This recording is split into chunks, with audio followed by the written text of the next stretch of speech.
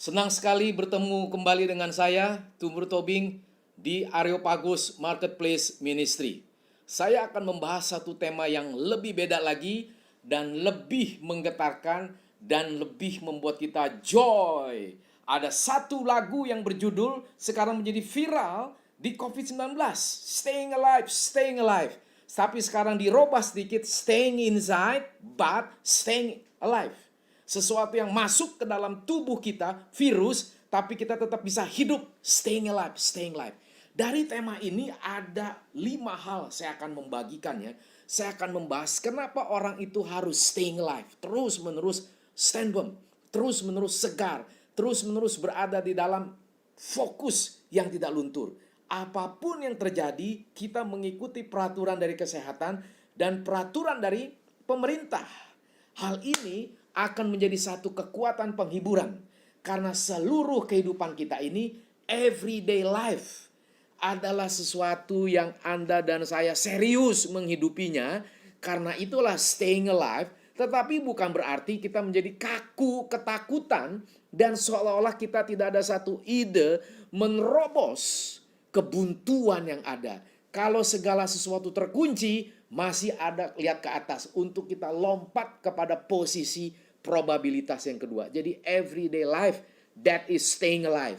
Hal yang kedua adalah di dalam coronavirus di sini, Anda dan saya perlu mengingatkan sesuatu prinsip. Where is my treasure store up? Di manakah harta karun Anda berada? Saya tidak berbicara harta karun itu buat orang yang kaya raya, konglomerat, tidak. Namanya harta karun, semua orang dianugerahi oleh Tuhan. Harta karun yang paling utama adalah keselamatan. Karena tanpa keselamatan, semua hal yang bersifat materi akan menjadi sesuatu yang tidak berarti.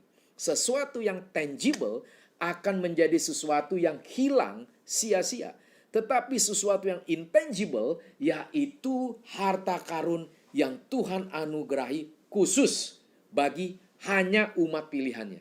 Where is my treasure store up? Di mana harta karun saya letakkan? Pasti dalam jiwa saya. Uang juga begitu.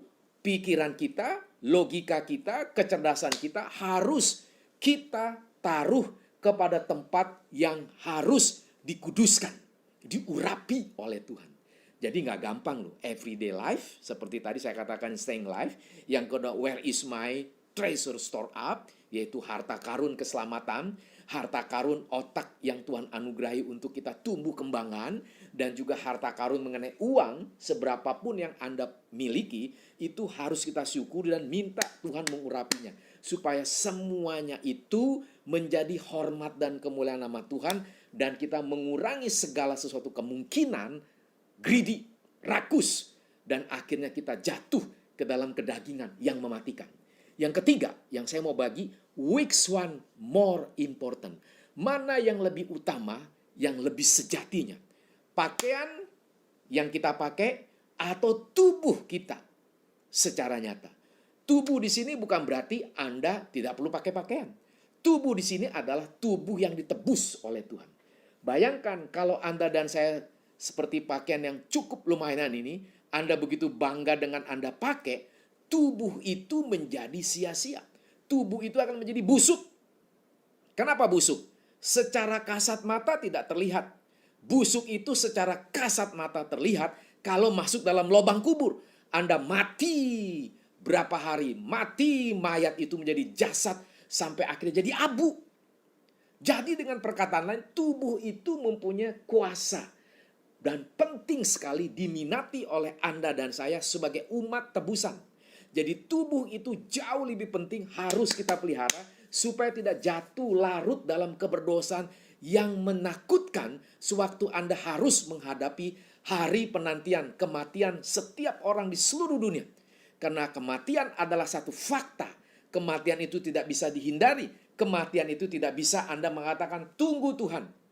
Karena kematian Anda dan saya adalah sesuatu yang tidak bisa dipungkiri. Kematian Anda dan saya adalah karena upah dosa adalah maut.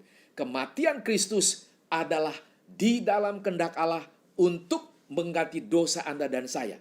Kematian Kristus selain dosa yang dibayar, membuat satu kemungkinan Anda dan saya tidak larut dalam hidup dalam kebejatan dan kejahatan. Hal yang keempat adalah saya ingin memberikan satu hal rahasia yang lain.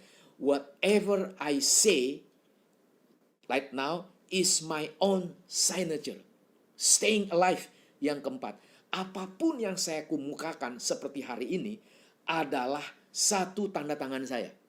Jadi setiap orang, Anda dan saya, waktu Anda berpikir, waktu Anda bekerja, ingatlah, semuanya itu sesuatu yang serius. Semuanya itu bukan political game. Semuanya itu bukan press conference, lalu mengatakan sesuatu pencitraan, tetapi kenyataannya tidak ada. Banyak orang mengatakan, kenapa pencitraan terus-menerus? Saya hanya mengatakan, dia orang itu, mungkin Anda dan saya tanpa sadar, setiap yang Anda kemukakan, yang Anda kasih, yang Anda beritahu, yang Anda memberikan satu sistematika berpikir, planning, agenda yang begitu besar, itu adalah satu tanda yang mempunyai meterai, dan itu dilihat oleh setan, dan dilihat oleh Tuhan. At the same time, waktu yang bersamaan. Siapa yang tersenyum dan siapa yang mengakui setiap perkataan Anda itu akhirnya disahkan meterai. Apakah disahkan oleh setan atau disahkan oleh Allah pencipta. Jadi tidak gampang loh. Sebagai seorang pemimpin, sebagai kepala keluarga, sebagai seorang anak, sebagai seorang pegawai, apapun keberadaan Anda dan saya, ingatlah, setiap yang Anda kerjakan, yang Anda lakukan, yang Anda pikirkan, yang Anda bicarakan, semuanya itu menjadi satu meterai. Zeal for, before, something, setan, or God himself in God's throne. Hal yang kelima, yang terakhir, seperti ada satu lirik lagu yang saya katakan, from the highest tower, I call your name, staying alive. Dari satu menara yang sangat tinggi, aku panggil namamu Tuhan. From the highest tower, I call your name. Menjadi satu kekuatan bijaksana, keteduhan jiwa yang tidak ada habis-habisnya. Siapkah Anda? Maukah Anda di dalam COVID hal yang seperti ini? Corona virus 19. Bukan menjadi satu kegaduhan, tetapi menjadi satu teriakan syukur kita kepada Tuhan.